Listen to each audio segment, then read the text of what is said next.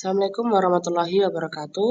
Kami dari kelompok 7 akan menjelaskan materi tentang membentuk anak yang berkarakter. Sebelumnya, perkenalkan anggota kelompok kami ada Adinda Setianingsi, Andi Pamea Utami, Nafira Widyastuti, Puspada Soktaviani, Tafdila Sabrina Jahda, dan Salsabila Nur Afafa. Yang pertama, kami akan menjelaskan tentang apa itu profil anak berkarakter. Jadi, profil anak berkarakter adalah anak yang tumbuh dengan nilai-nilai moral dan perilaku positif yang diajarkan dan diteladani oleh keluarganya. Di sini, peran orang tua itu sangat penting dalam pembentukan karakter dalam keluarga anak. Anak itu bisa tumbuh menjadi anak yang kuat, mandiri, dan memiliki rasa percaya diri serta empati yang besar. Berikutnya ada ciri-ciri anak yang berkarakter. Nah, anak usia kelas rendah diharapkan memiliki 5 karakter dasar, yaitu religius, jujur, disiplin, mandiri, dan tanggung jawab.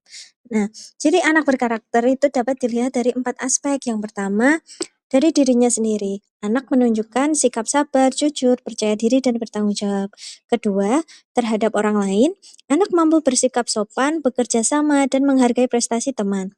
Ketiga, pada lingkungan, anak peduli sosial, menjaga kebersihan, dan mencintai tanah air. Kemudian yang terakhir, terhadap Tuhan, anak bersikap religius dan menjalankan ajaran agamanya dengan ikhlas. Nah, pembentukan karakter itu dimulai sejak usia dini melalui keteladanan, pembiasaan, dan lingkungan yang mendukung seperti keluarga dan sekolah. Proses ini sebaiknya dilakukan dengan pendekatan bermain agar anak belajar dengan cara yang menyenangkan. Indikator anak berkarakter baik terlihat dari kejujuran, kemandirian, rasa peduli, tanggung jawab, dan kepatuhan terhadap aturan. Dengan pembiasaan positif dan contoh yang baik, anak dapat tumbuh menjadi pribadi yang berakhlak dan berkarakter kuat. Selanjutnya ada membangun keluarga yang mendukung karakter. Yang pertama ada keteladanan orang tua. Dalam keluarga, orang tua memiliki peran penting dalam membentuk karakter anak usia dini. Orang tua perlu menyadari bahwa pendidikan karakter sangat menentukan masa depan anak.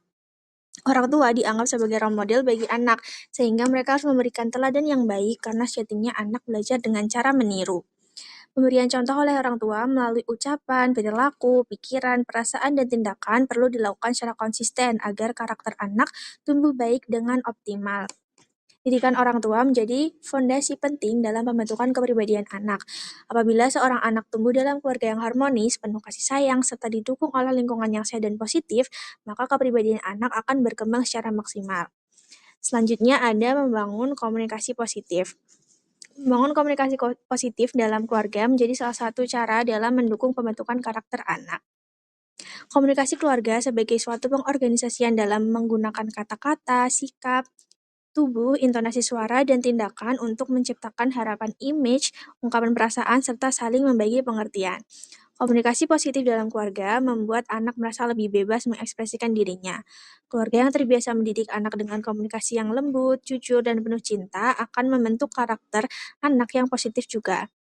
Anak yang terbiasa dengan komunikasi positif akan lebih mudah mengungkapkan perasaan dan pendapatnya. Sebaliknya, keluarga yang terbiasa bersikap kasar, memaksa, dan kurang peduli memungkinkan anak mengikuti apa yang dilihatnya, sehingga menyebabkan terbentuknya karakter negatif pada anak.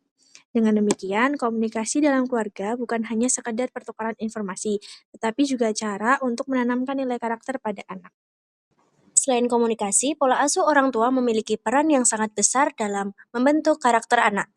Pola asuh tidak hanya menentukan bagaimana anak berperilaku, tetapi juga mempengaruhi cara anak memahami nilai moral, sosial, dan emosional dalam kehidupannya.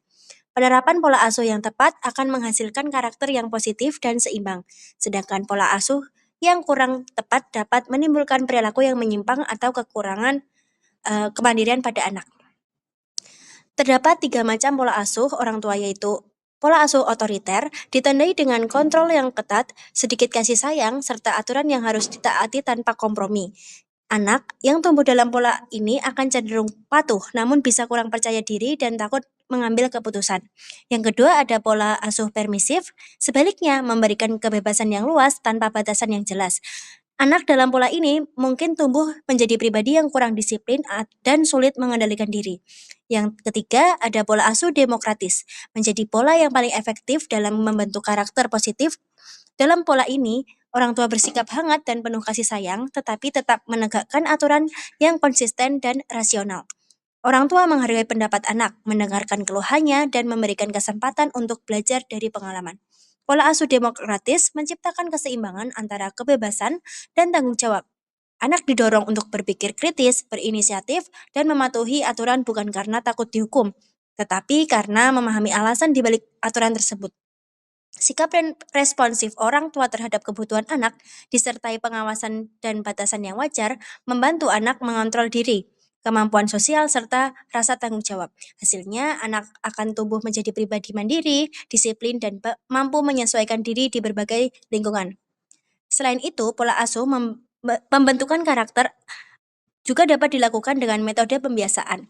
Metode pembiasaan merupakan cara pendidik yang bersifat alami di mana perilaku positif ditanamkan melalui pengulangan kegiatan sehari-hari. Proses ini tidak selalu memerlukan penjelasan panjang, karena pengulangan perilaku yang baik akan secara perlahan menjadi kebiasaan dan akhirnya menetap sebagai bagian dari karakter anak. Dalam konteks pendidikan karakter di rumah, orang tua dapat menerapkan pembiasaan melalui aktivitas sederhana, seperti berdoa sebelum makan, berbicara sopan, membantu orang lain, menjaga kebersihan, dan menghargai waktu. Kebiasaan kecil yang dilakukan secara konsisten berperan penting dalam membentuk nilai moral dan sosial anak. Orang tua yang konsisten menanamkan kebiasaan positif, seperti berbicara sopan, membantu sesama, dan menjaga kebersihan, sebenarnya sedang mengenalkan anak pada nilai tanggung jawab sosial dan pengendalian diri. Kegiatan rutin seperti makan bersama, belajar bersama, atau melakukan aktivitas positif lainnya menjadi wadah yang efektif dalam memperkuat karakter anak.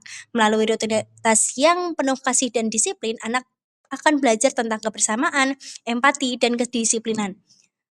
Dengan demikian, pola asuh demokratis yang dipadukan dengan metode pembiasaan positif merupakan kombinasi ideal dalam pembentukan karakter anak. Keduanya menekankan keseimbangan antara kasih, sayang, kedisiplinan, dan konsistensi, sehingga anak dapat tumbuh menjadi individu berkarakter kuat, mandiri, dan berakhlak mulia. Yang selanjutnya ada faktor-faktor yang mempengaruhi pembentukan karakter di keluarga. Faktor-faktor lingkungan keluarga terhadap proses pembentukan karakter anak antara lain, yang pertama ada pola asuh orang tua. Pola asuh memiliki pengaruh besar terhadap perkembangan dan pembentukan karakter seorang anak. Maka hubungan baik yang tercipta antara orang tua dan anak akan memberikan perasaan aman dan kasih sayang dalam diri anak. Dengan suasana yang tercipta ini akan mendorong pembentukan karakter anak secara optimal dan efektif. Begitu sebaliknya, hubungan yang kurang baik antara orang tua dan anak tidak akan memberikan perasaan aman dan kasih sayang dalam diri anak. Akibatnya, proses pembentukan karakter dalam diri anak akan terhambat. Anak akan mengalami trauma batin yang ditampilkan dalam berbagai bentuk perilaku seperti menarik diri, pemurung, sensitif, emosional, dan sebagainya.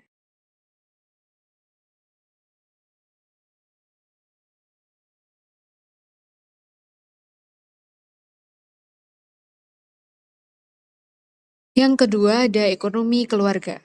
Kondisi ekonomi keluarga sangat berpengaruh terhadap pola asuh dan pembentukan karakter anak.